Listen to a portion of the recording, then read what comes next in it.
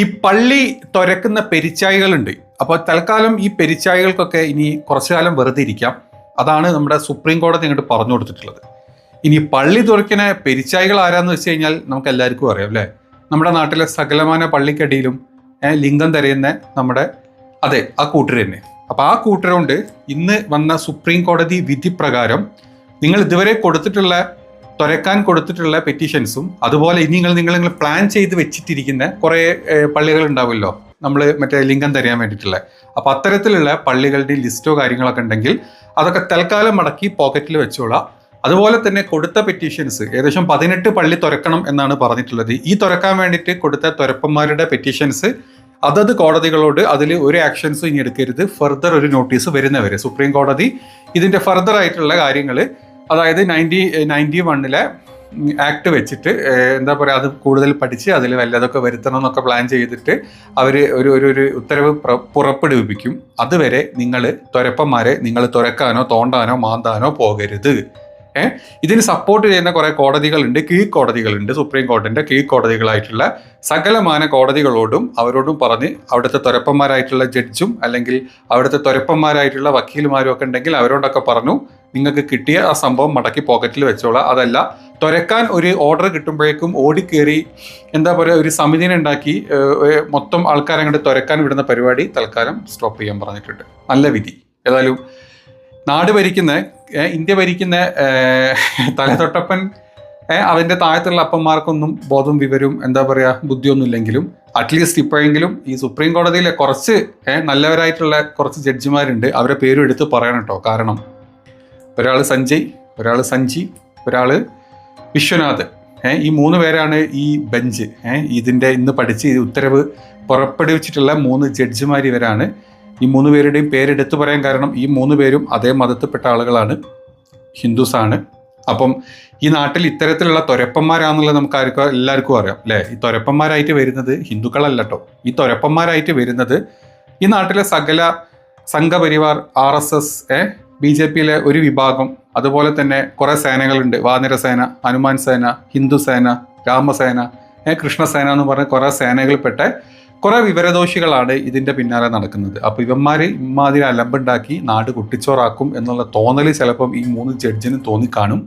അതുകൊണ്ട് തന്നെയാണ് ഇപ്പോഴുള്ള സകല പെറ്റീഷൻസൊക്കെ വെച്ചിട്ട് തൽക്കാലം ഒന്ന് അടങ്ങി നിൽക്കാൻ, തൽക്കാലം എന്നേ പറയാൻ പറ്റുള്ളൂ. കാരണം ഇതിൻ്റെ ഹിയറിംഗ് ഇനിയുണ്ട്, അത് ഡേറ്റും കാര്യങ്ങളൊന്നുമില്ല. ആ സമയമാകുമ്പോഴേക്കും ഇത് കൂടുതൽ പഠിച്ച് എന്ത് ചെയ്യണം എന്ന് ആണ് നമ്മുടെ സുപ്രീം കോടതി പറഞ്ഞിട്ടുള്ളത്.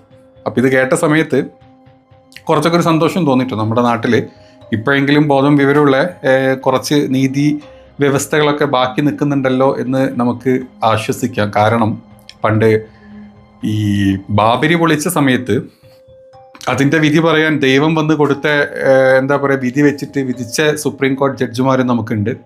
അതുപോലെ തന്നെ ഇതേ ജഡ്ജി തന്നെ ഈ പറഞ്ഞ 1991 ആക്ടിനെതിരെ, പ്ലേസ് ഓഫ് വർഷിപ്പ് ആക്ടിനെതിരെ അങ്ങനെയൊന്നും കുഴപ്പമില്ല, അങ്ങനത്തെ ആക്ടൊക്കെ അവിടെ നിന്നോട്ടെ, ആരെങ്കിലുമൊക്കെ പെറ്റീഷനൊക്കെ ആയിട്ട് വന്നു കഴിഞ്ഞാൽ നിങ്ങളങ്ങ് സ്വീകരിച്ച് പൊളിക്കാൻ ആളെ വിട്ടോ എന്ന് വാക്കാൽ പറഞ്ഞിട്ടുള്ള വെച്ച ജഡ്ജിമാർ നമ്മുടെ കൂടെ ഉണ്ട്.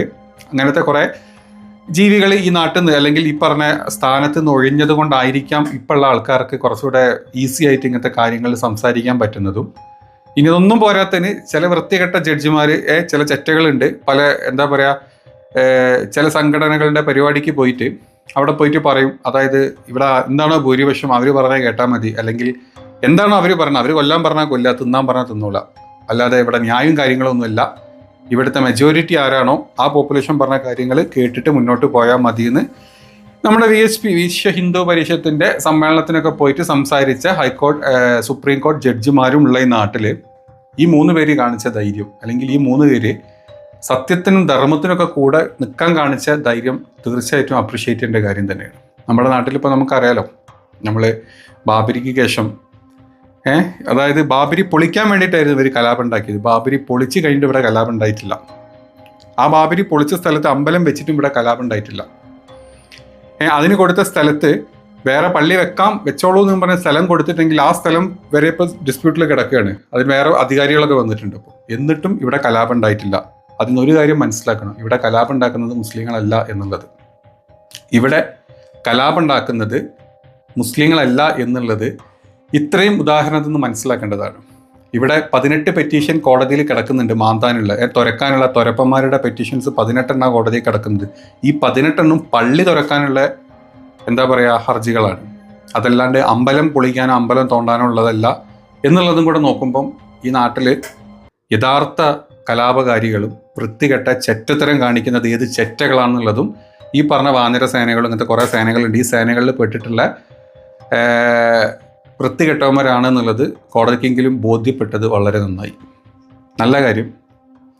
ഒരു ഇന്ത്യക്കാരെന്നുള്ള രീതിയിൽ കഴിഞ്ഞൊരു 10 കൊല്ലത്തിൻ്റെ ഇടക്ക് പല കാര്യങ്ങളും നാട്ടിൽ നടന്നു.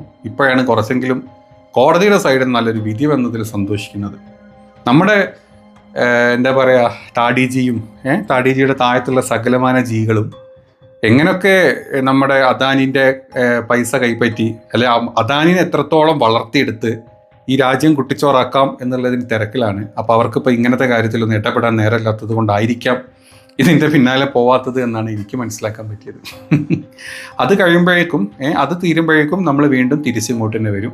ഗുജറാത്തിൽ പുകച്ച വിട്ട പോലെ തന്നെ പലതരം പരിപാടികൾ നമ്മൾ ഈ നാട്ടിൽ കൈക്കൊള്ളുന്നതായിരിക്കും. അപ്പോൾ അതുവരെ സഹൃദയരെ സ്നേഹപൂർവ്വം നിങ്ങൾ കാത്തിരിക്കുക.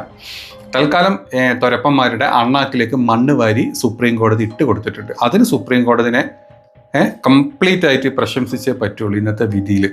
അടിപൊളി.